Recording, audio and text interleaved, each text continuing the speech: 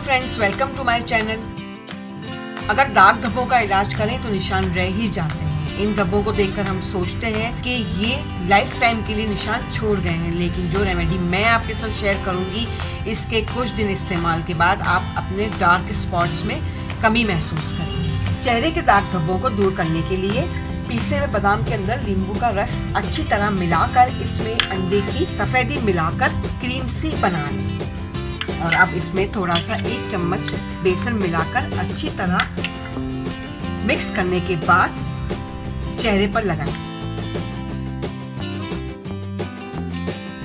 जब ये क्रीम खुश्क हो जाए तो नीम गर्म पानी से चेहरा धो लें। तमाम शिकायत से छुटकारा हासिल हो जाएगा। तो फ्रेंड्स, मुझे दुआओं में जरूर याद रखिएगा। अपना बहुत ख्याल कीजिएगा। बहुत बहुत शुक्रिया।